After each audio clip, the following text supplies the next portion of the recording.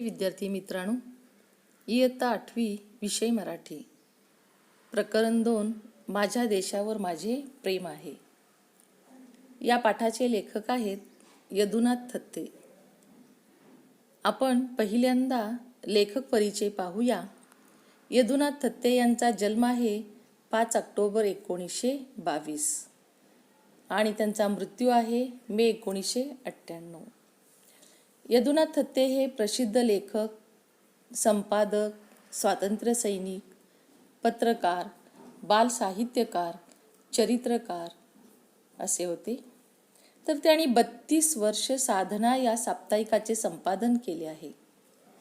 कथा, कादंबऱ्या, बालसाहित्य, चरित्रे, लेख, अनुवाद अशी त्यांची सुमारे 100च्या आसपास पुस्तके प्रकाशित आहेत.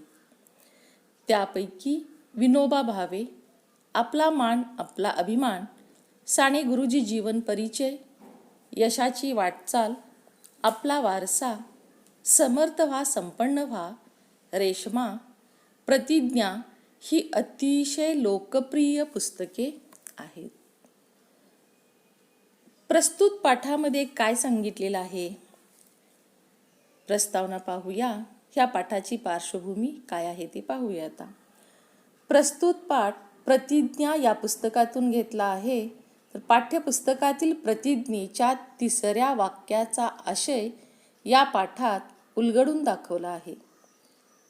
प्रतिज्ञा म्हणजे काया वाचा मनाने केलेला संकल्प होय. एक दृढ निश्चय म्हणतो आपण त्याला. थोडक्यात आपण शपथ पण म्हणतो. प्रतिज्ञेतील प्रत्येक शब्दामागे संकल्पाचे बळ असते. आपण जे म्हणतो ते आणि तेच आपल्याला करायचे आहे असा दृढ विश्वास या शब्दांमधून व्यक्त होतो. या पाठाच्या संवादात्मक शैलीमुळे प्रतिज्ञेतील शब्दांचा अर्थ सहजपणे आपल्या मनापर्यंत पोहोचतो.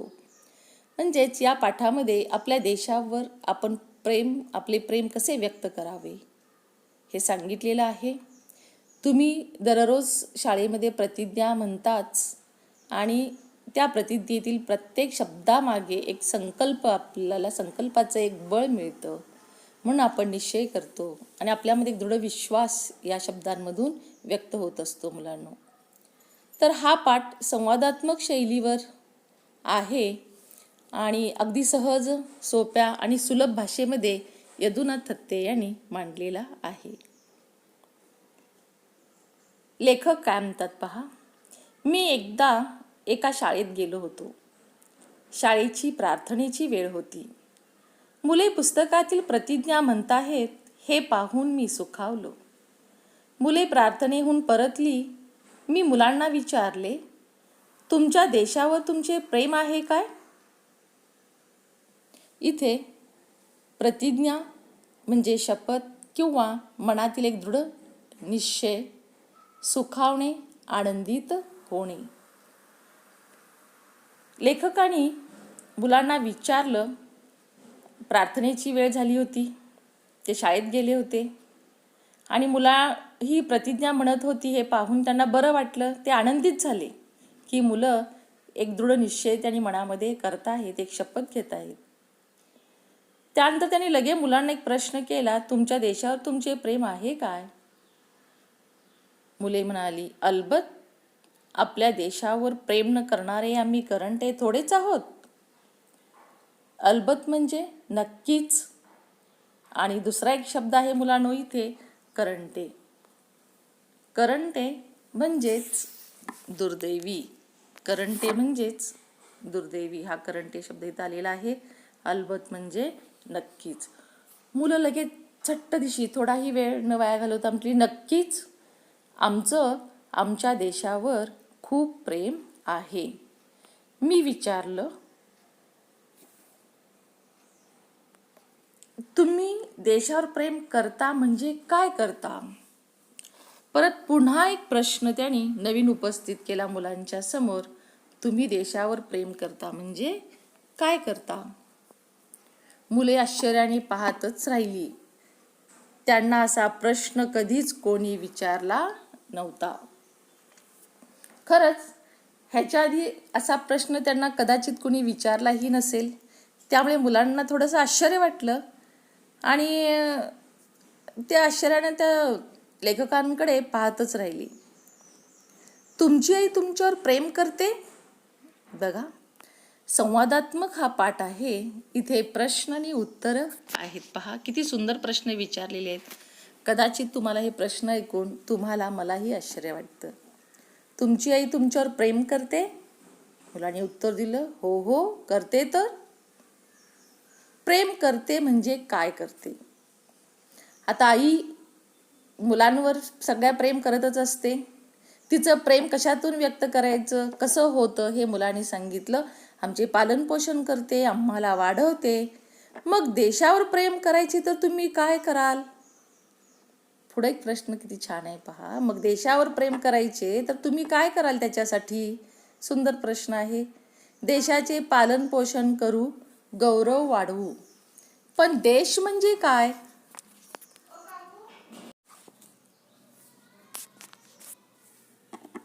मुलांनो, देश म्हणजे काय हाही प्रश्न आहे आणि ह्याच्याबद्दल तुम्हाला नक्कीच माहिती आहे. देश म्हणजे देशातील सर्व लोक. देशावर प्रेम करणे एक वेळ सोपे, पण देश बांधवांवर करणे अवघड, होय ना? बघा, आपण देशावर प्रेम करतो, पण देश बांधवांवर प्रेम करणं अवघड आहे.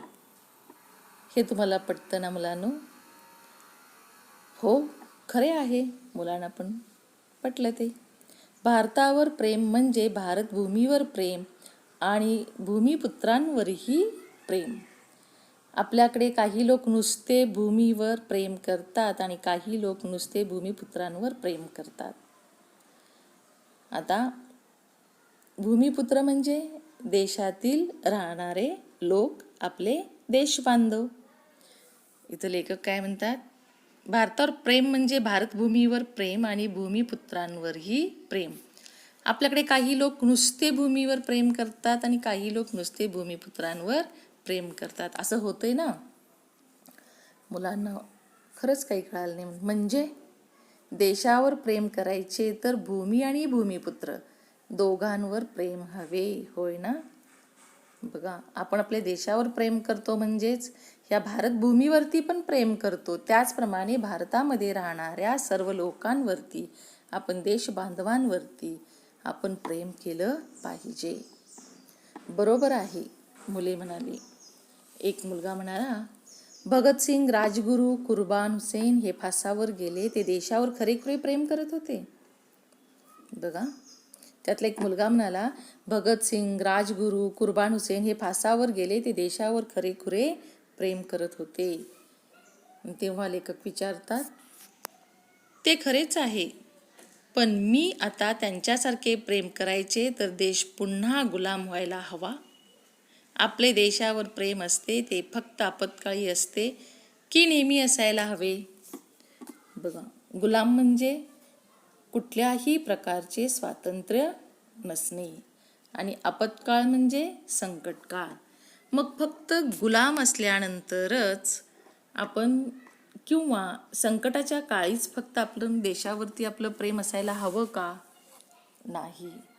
आपल्याला नेहमीच आपल्या देशावर आणि आपल्या देश बांधवावरती प्रेम करायला पाहिजे.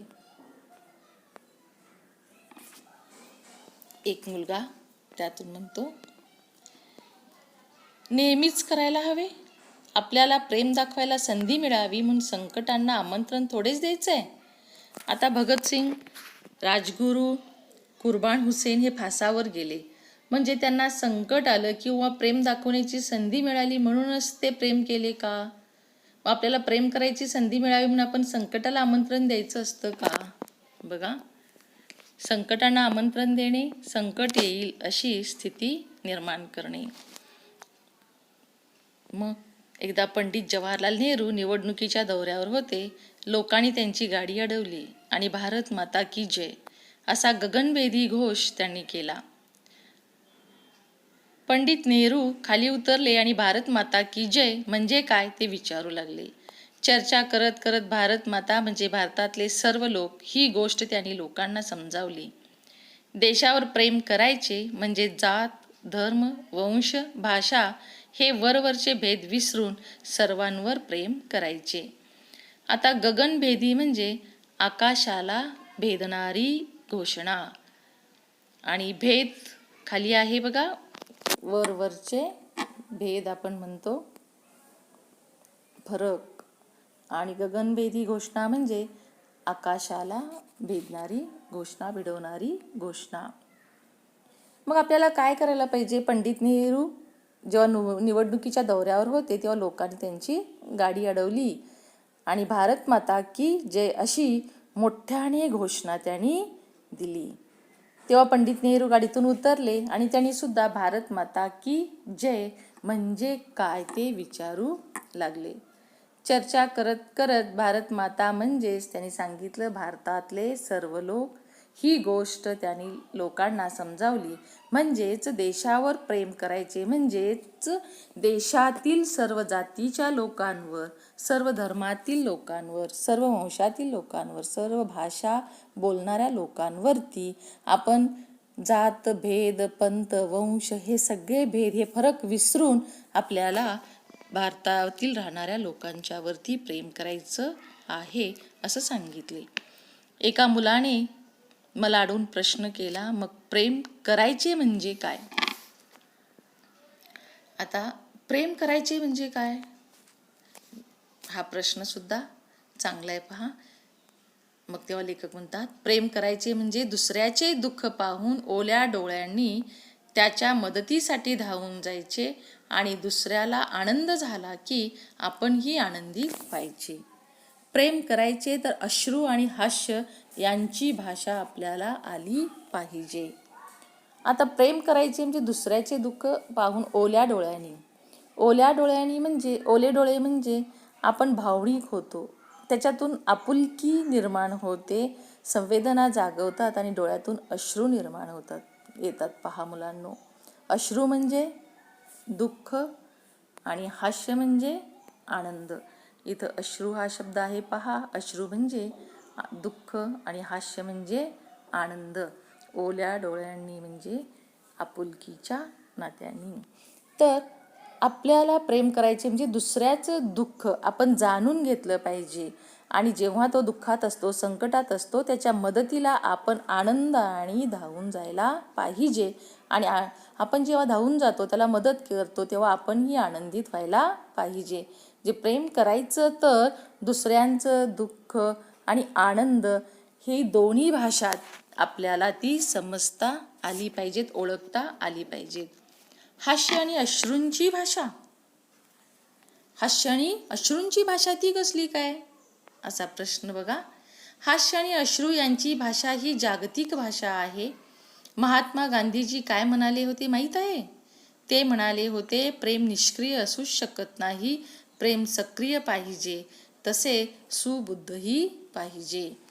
आता जागतिक म्हणजे जगाची भाषा, जागतिक म्हणजे जगाची भाषा. इथे जागतिक हा शब्द आहे, जागतिक म्हणजे जगाची भाषा.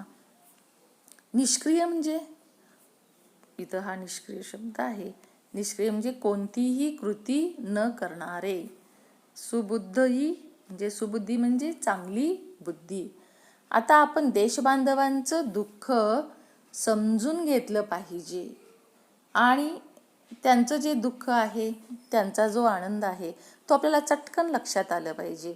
म्हणजे आपण देशावरच प्रेम करायचं आहे काय, फक्त आपल्या देशावर, भारत देशावरतीच फक्त, असं नाही आहे.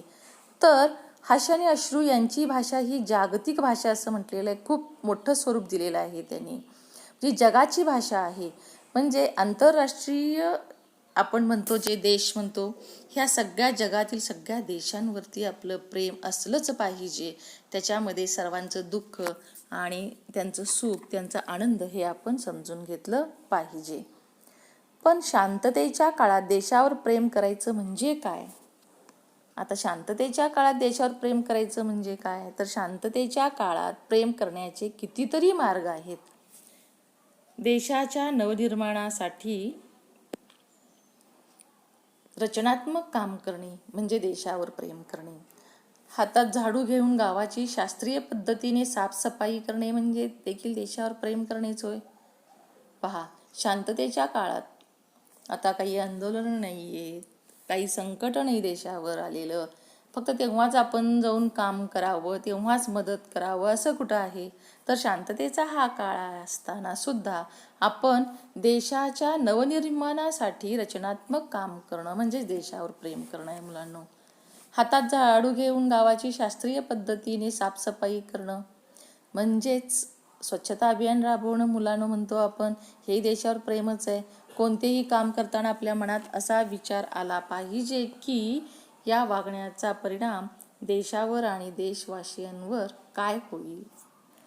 मी जे वागतो, मी जे काम करतो, माझी जी कृती आहे याचा परिणाम माझ्या देशवासियांवरती काय होईल, माझ्या देशावर काय होईल हे बघूनच, हा विचार करूनच आपण काय करायचे आहे, कृती करायची आहे, आपलं काम करायचं आहे.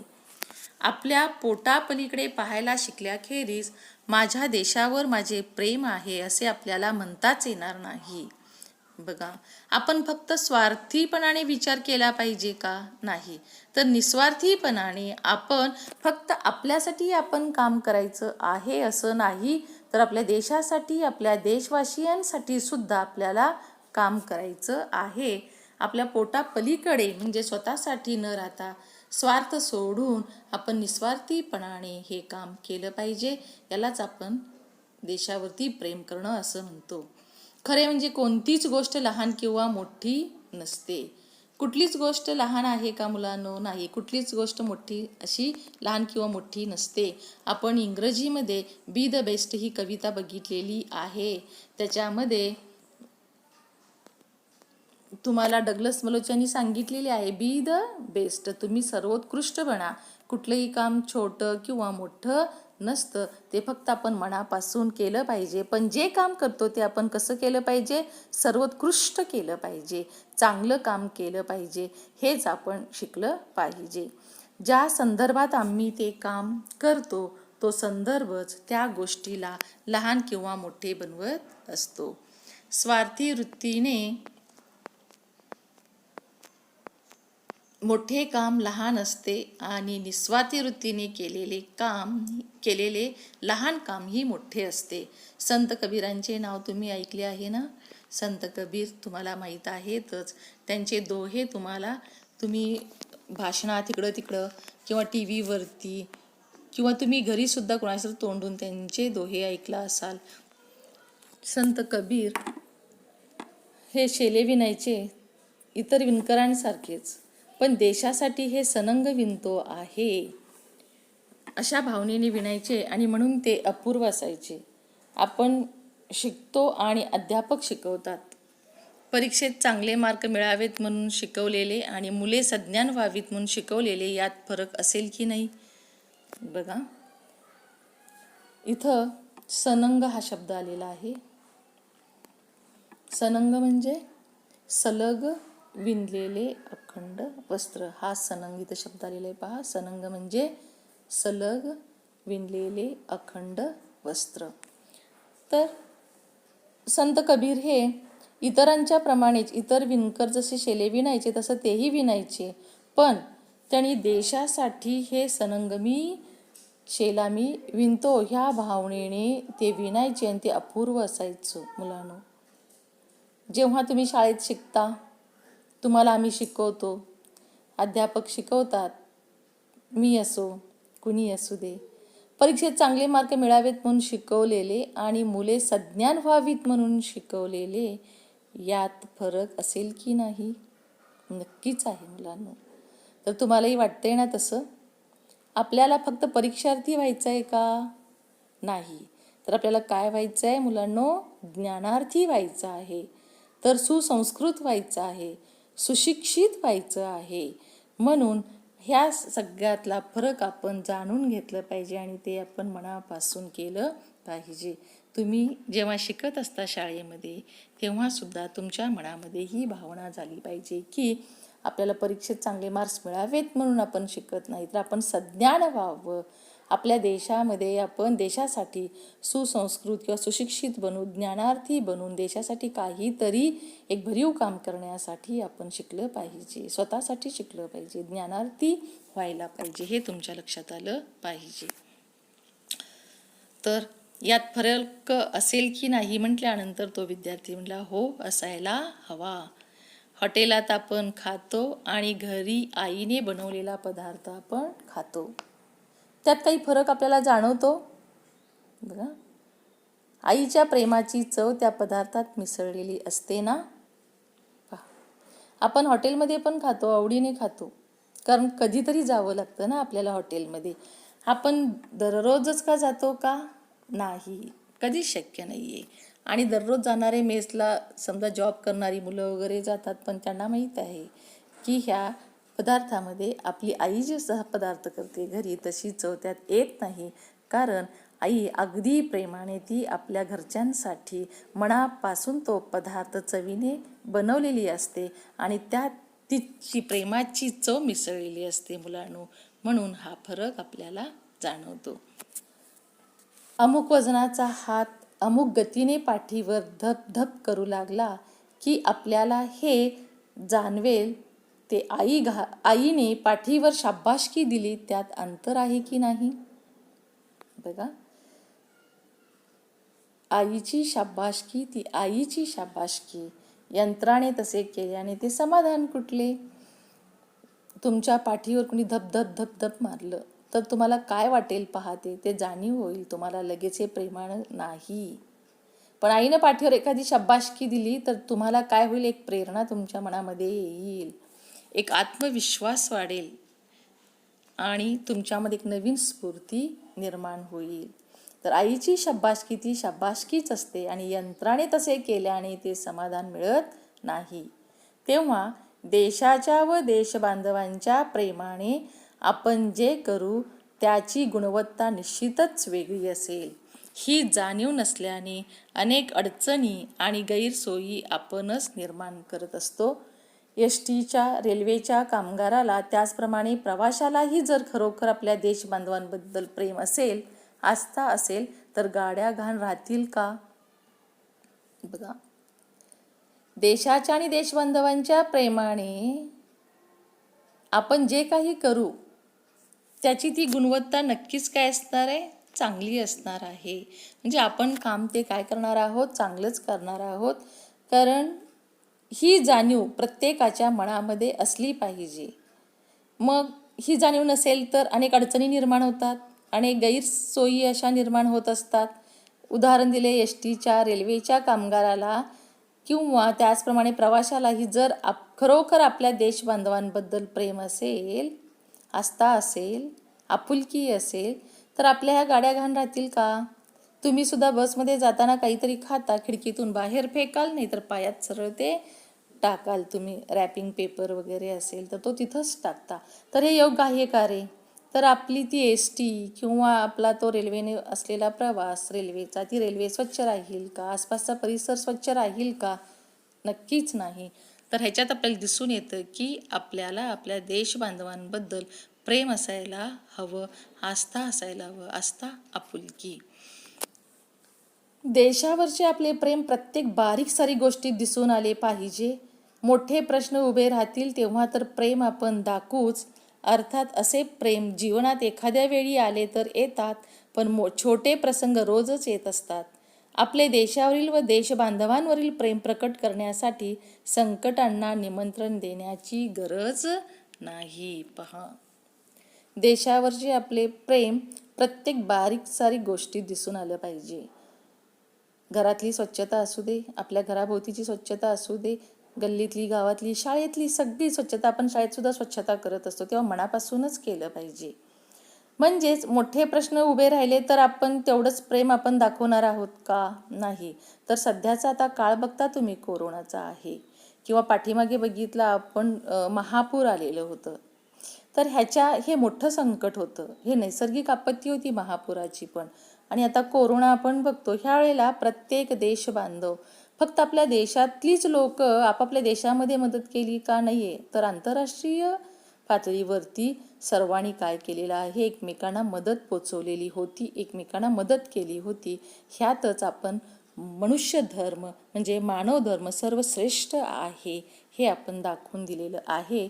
आणि आपल्या देशावरील देशबांधवांवरील प्रेम आपण तेव्हा काय केलो की संकटावेळी त्यांना मदत करून आपलं प्रेम प्रकट करण्याची ती एक आपल्याला संधीच मिळाली होती. मग मोठी संकट आल्यानंतरच आपण देशबांधवांवरती प्रेम करायचं आहे का, देशावर प्रेम करायचं आहे का, असं नसतं मुलांनो. दररोजच्या गोष्टीमध्ये मग त्या छोट्या असतील तर ह्या करत करत आपण सगळ्यांवरती प्रेम करत राहायचं आहे. म्हणजेच छोटे प्रसंग रोजच येत असतात तेव्हाही आपण आपलं काम हे चोखपणे पार पाडलं पाहिजे. मुले शांतपणे ऐकत होती. देशावर प्रेम म्हणजे देशबांधवांवर प्रेम. ज्यांना देशबांधवांवर प्रेम करता येत नाही त्याचा देशावर प्रेम करण्याचा दावा फोल म्हणावा लागेल. मुलं ही अगदी शांतपणे ऐकत होती. म्हणजे छोट्या छोट्या दररोजच्या गोष्टीमध्ये, अगदी छोट्या छोट्या गोष्टींमध्ये सुद्धा आपण काय केलं पाहिजे, वरचं प्रेम आपण व्यक्त केलं पाहिजे. आता कोरोनामध्ये बघा डॉक्टर्स आहेत, फक्त डॉक्टर्सच काम करतात का, नर्सेस आहेत, अंगणवाडी सेविका आहेत, आशा दिदी आहेत, शिक्षक सुद्धा सगळे आम्ही सामील आहोत. कारण हे कशासाठी, तर आमच्या देशावरती प्रेम आहे, आमच्या देश बांधवांवरती प्रेम आहे म्हणून सगळे काम करतो. तुम्ही सुद्धा बघा, तुम्ही आम्हाला सहकार्य केलंय घरी राहून, स्टे होम स्टे सेफ आहे की नाही. तुम्ही सुद्धा घरी राहून काय केलेलं आहे, आम्हाला सहकार्य केलेलंच आहे. म्हणजेच तुमचंही ह्या देशावरती आणि देशबांधवांवरती प्रेम आहे हे दाखवलेला आहात. सारे विश्व प्रेमाने कवेत घ्यावेसे वाटले तरी जवळचे त्यांनाच आलिंगन देता येते. त्याचप्रमाणे यच्चयावत मानव मात्रावर प्रेम करायचे म्हटले तरी शेवटी देशबांधवांवर प्रेम करणेच शक्य असते. पहा किती छान सांगितले. सारे विश्व प्रेमाने कवेत घ्यावेसे वाटले तरी जवळचे त्यांनाच आलिंगन देता येतं. कवेत घ्यावेसे वाटणे, कवेत घेणे म्हणजे मिठीत घेणे, आलिंगन देणे.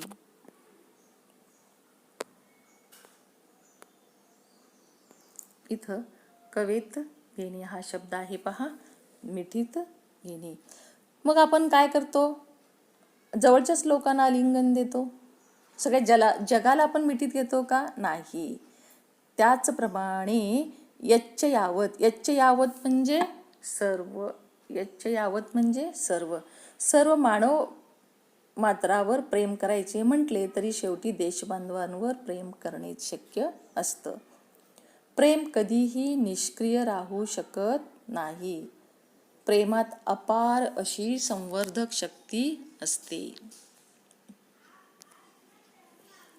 ती ओळखूनच खरा धर्म या कवितेत साने गुरुजी म्हणतात, खरा तो एकची धर्म जगाला प्रेम अर्पावे. अशा खऱ्या धर्माच्या उपासकालाच खऱ्या अर्थाने असे म्हणता येईल की माझ्या देशावर माझे प्रेम आहे. आता प्रेम कधीही निष्क्रिय राहू शकत नाही. महात्मा गांधींचं उदाहरण बघितलं, त्यातही त्यांनी सांगितलेलं आहे निस्वार्थीप्रमाणे आपण प्रेम केलं पाहिजे. प्रेमामध्ये अपार अशी संवर्धक शक्ती आहे. संवर्धक म्हणजे चांगले पोषण करणारी, संवर्धक म्हणजे चांगले पोषण करणारी हा संवर्धक शक्ती असते. तर ती ओळखूनच खरा धर्म, साने गुरुजींची ही प्रार्थना, ती कविता तुम्ही म्हणता, खरा तो एकची धर्म जगाला प्रेम अर्पावे. म्हणजे जगावरती प्रेम करावं असं साने गुरुजी सांगतात. आणि तो एकच खरोखर धर्म आहे. खऱ्या धर्माच्या उपासकालाच खऱ्या अर्थाने असे म्हणता येईल की माझ्या देशावर माझे प्रेम आहे. मग खरे उपासक आपण नाही आहेत का? आपण सगळेजण काय आहोत? खरे उपासक आहोत. म्हणून आपण आपल्या देशावरती प्रेम करायचं आहे. म्हणजेच प्रत्येकाने माझ्या देशावर प्रेम आहे असं म्हटलं पाहिजे आणि निस्वार्थी भावनानं काम केलं पाहिजे. खरोखरच आपल्या देशावर आपले प्रेम असते तर आपली गावे अशी मलमूत्राने वेढलेली दिसली असती का? आपले डोंगर उघडे बोडके दिसले असते का? सस्य श्यामला माता असे काय फक्त राष्ट्रगीतातच घोष व्हायचे की ती भूमी सस्य श्यामल व्हावी म्हणून आपला घाम गाळायची तयारी ठेवायची? देशावर प्रेम करायचे तर देशाचे आजचे चित्र बदलण्यासाठी कंबर कसायला हवी. माझ्या देशावर माझे खरेखुरे प्रेम असेल तर तो प्रदूषणाच्या कचाट्यात गवसू नये यासाठी मी खटपट करायला नको. इथली हवा, पाणी, निसर्ग बिघडवून टाकल्यामुळे आपल्या देशावरील आपले प्रेम सिद्ध होईल काय? पहा, इथं नवीन असा शब्द आहे. नवीन काय म्हणता येणार नाही विद्यार्थी मित्रांनो. सस्य श्यामल म्हणजे भरपूर अन्न पाणी फळांनी बहरलेलं युक्त असलेली माता. श्यामल शस्य म्हणजे धान्य आणि श्यामल म्हणजे सावळा. शस्य श्यामल माता म्हणजे सगळ्यांनी बहरलेली अशी माता. तर हे फक्त राष्ट्रगीतातच घोषवायचं आहे का आपल्याला? आपल्या देशावरती आपलं प्रेम आहे तर सगळी गावं जशी मलमूत्राने वेढलेली दिसली असती का? तुम्ही तुमच्याच गावात बघा, आपल्या घराभोवती आपल्या गावामध्ये आपलं गाव स्वच्छ आहे का? आपल्या शेजारी कुठंतरी जवळपास डोंगर वगैरे दिसतं, असं उघडं बोडकं म्हणजे त्या डोंगरावरती झाडीच नाही आहे असं असतं का रे मुलांनो? तर नाही. तर ही भूमी जी आहे, हे जे डोंगर आहेत, हे जे गाव आहे, हे कसं व्हायला पाहिजे? ती भूमी सस्यश्यामल व्हावी म्हणून आपल्याला त्याच्यासाठी घाम गाळायची तयारी ठेवायला पाहिजे.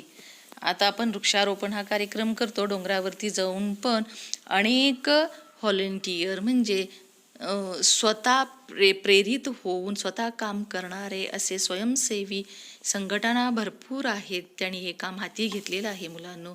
देशावर प्रेम करायचं तर देशाच्या चित्र बदलण्यासाठी कंबर कसायला हवी, म्हणजेच आपल्यामध्ये जिद्द असायला हवी. कंबर कसणे म्हणजेच काय विद्यार्थी मित्रांनो? एक खूप कष्ट करणे, जिद्द ठेवणे. तर आपण कंबर कसायला हवी, त्याच्यासाठी घाम गाळायला हवं, खूप कष्ट करायला हवं. माझ्या देशावर माझे खरेखुरे प्रेम असेल तर तो प्रदूषणाच्या कचाट्यात गवसू नये. आता गवसू नये म्हणजे सापडू नये. गवसू नये म्हणजे सापडू नये, तावडीत सापडू नये. यासाठी मी खटपट करायला नको का? बघा, माझा देश खरोखर प्रदूषणमुक्त व्हावा, सगळीकडे स्वच्छता असावी म्हणून आपण सुद्धा त्याच्यामध्ये सहकार्य करायला हवं. आपण सुद्धा कष्ट करायला पाहिजे.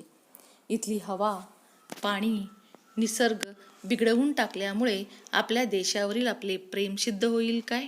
नाही. तर इथली हवा कशी पाहिजे? आपल्याला शुद्ध पाहिजे. पाणीसुद्धा कसं पाहिजे? शुद्ध पाहिजे. निसर्ग बिघडवून आपल्याला टाकायचा नाही. निसर्गाची आपण काय करायला पाहिजे? सातत्यानं रक्षण करायला पाहिजे, जोपासना करायला पाहिजे, तिचं रक्षण करायला पाहिजे. ही भूमी सुजलाम सुफलाम आहे असे म्हणत असतानाच ही भूमी सुजलाम सुफलाम आहे असे म्हणत असतानाच तिची सुफलता आपल्या कर्तृत्वावर अवलंबून राहणार आहे. हे कसे विसरता येईल? कष्ट करणाऱ्याला फळ मिळत नसेल आणि फळाची इच्छा धरणाऱ्याला कष्ट करावे लागणार नसतील तर त्या भूमीला सुफला म्हणता येईल का? पहा, नवीन शब्द इथं आहे, सुजलाम आणि सुफलाम हे दोन शब्द पहा. सुजलाम म्हणजे भरपूर पाणी आणि सुफलाम म्हणजे धन असणारी, कर्तृत्व म्हणजे आपलं कार्य आणि आपली कामगिरी. तर आपली कामगिरी कशी पाहिजे? आपलं कर्तृत्व कसं पाहिजे? चांगलं पाहिजे. ही भूमी आपल्याला सुजलाम सुफलाम करायची आहे. तिची सुफलता आपल्या कर्तृत्वावर अवलंबून राहणार आहे, हे आपण विसरायला नको. तुम्ही जर कष्ट केला, तुम्ही जर घाम गाळला, तुम्ही जर मनाचा निश्चय केला, प्रतिज्ञेमध्ये आपण बघितले दृढ निश्चय आपण करतो, माझ्या देशावरती प्रेम आहे. तर देशावरती प्रेम करायचं असेल तर ह्या पाठामध्ये आता आपण पहिल्यापासून अनेक उदाहरणं बघितलो. ह्या गोष्टी तुम्ही मनापासून केल्या पाहिजेत आणि जाणून घेतल्या पाहिजेत. हे अजिबात विसरता कामा नये. कष्ट करणाऱ्याला फळ मिळत नसेल आणि फळाची इच्छा धरणाऱ्याला कष्ट करावे लागणार नसतील तर त्या भूमीला सुफला म्हणता येईल का? बघा, कष्ट करणाऱ्याला फळ मिळत नाही. काही अनेक भागांमध्ये पहा, नेहमी आपत्ती येत असतात, नैसर्गिक आपत्ती असतात, तेव्हा तिथं कष्ट करून सुद्धा काही फळ मिळत नाही आणि एखाद्याला काही न करताच फळ हवं असतं. असं होईल का रे मुलांनो? तर अजिबात होणार नाही. ही धरणी माता, ही आपली भूमी, ही भारत माता कधीच सुजलाम सुफलाम बनणार नाही. माझ्या देशावर माझे खरेखुरे प्रेम असेल तर वंदे मातरम गीतात जो आदर्श सांगितला आहे तो वास्तवात यावा, यासाठी धडपडण्याची प्रेरणा आपल्याला मिळाली पाहिजे. आपण जात, धर्म, वंश, भाषा यांना निमित्त करून आपसात भांडत राहिलो तर ते भारत मातेला रुचेल काय? देशावर आपले प्रेम असेल तर सर्व समाज घटकांना न्याय, स्वातंत्र्य, समता आणि आपलेपणाची हमी आपल्याला देता आली पाहिजे. शेवटी देशावर प्रेम म्हणजे भूमीवर प्रेम आणि भूमिपुत्रांवर प्रेम. भूमिपुत्रावर ज्यांना प्रेम करता येत नाही त्यांचे भूमीवर प्रेम करणे हे एक प्रकारचे ढोंगच होईल. तर माझं माझ्या देशावर खरंखुरं प्रेम असेल तर मला काय केलं पाहिजे? तर वंदे मातरम या गीतामध्ये जो आदर्श सांगितलेला आहे, वंदे मातरम गीतामध्ये काय सांगितलेलं आहे मुलांनो? हे माते, वंदे मातरम म्हणजेच काय? आपण पहिल्या कवितेमध्ये बघितलेलं आहे, वंदे वंदे वंदे मातरम. यामध्ये हे माते तुला प्रणाम करतो, जी माता पाण्याने परिपूर्ण आहे, फळाने बहरलेली आहे, दक्षिणेच्या वायू लहरीने श्यामल भासणारी, बहरलेली समृद्ध अशी जी माझी माता आहे तिला मी प्रणाम करतो. म्हणजे माझा देश कसा पाहिजे? पाण्याने परिपूर्ण, फळांनी बहरलेला असा पाहिजे. शांत, दक्षिणेच्या वायू लहरीने श्यामल शांत भासणार असा पाहिजे. समृद्ध असा माझा देश पाहिजे. शुभ्र चांदण्यांमुळे बहरलेल्या इथल्या रात्री आल्हाददायक असतात, तसं माझा देश पाहिजे आहे आणि तो तसा राहिला पाहिजे. फुलांच्या रात्रीनी वृक्षांनी मढवलेली इथली जमीन शोभून दिसते. पाण्याची अवीट गोडी, गोड मधुर बोली, सुख समृद्ध देणारी ही माता जी आहे आपली भारत माता, हा जो आदर्श आपल्याला वंदे मातरममध्ये सांगितलेला आहे तो तसाच राहावा, तो वास्तवात यावा, यासाठी आपल्याला धडपडण्याची प्रेरणा मिळाली पाहिजे. आणि आपण जेव्हा हे काम करत असतो, जेव्हा आदर्श तिच्यातून घेतो आणि हे वास्तवात येण्यासाठी जेव्हा आपण काम करतो, तेव्हा ह्या गोष्टीचा विसर पडता कामा नये की आपल्या भारतामध्ये सर्व जातीचे, धर्माचे, वंशाचे आणि अनेक भाषा बोलणारे लोक राहतात, देश बांधव आहेत. त्यांच्यामध्ये कुठलाही आपण मतभेद करता कामा नये. भांडत राहिलो तर हे अशक्य होईल. तर ते भारत मातेला रुचेल का? ते भारत मातेला आपल्या आवडेल का? नाही. तर देशावर आपले प्रेम असेल तर सर्व समाज घटकांना न्याय मिळायला पाहिजे, म्हणजे समान न्याय, स्वातंत्र्य आणि समता आणि आपलेपणाची हमी आपल्याला देता आली पाहिजे आणि ती आपल्यापासूनच आपण सुरू केली पाहिजे. शेवटी देशावर प्रेम म्हणजेच काय मुलांनो? आपल्या भूमीवरती प्रेम करणं आणि आपल्या भूमिपुत्रांवर म्हणजे आपल्या देशबांधवांवरती सुद्धा आपण प्रेम करायला पाहिजे. हे एक प्रकारचे नाहीतर ढोंगच होईल.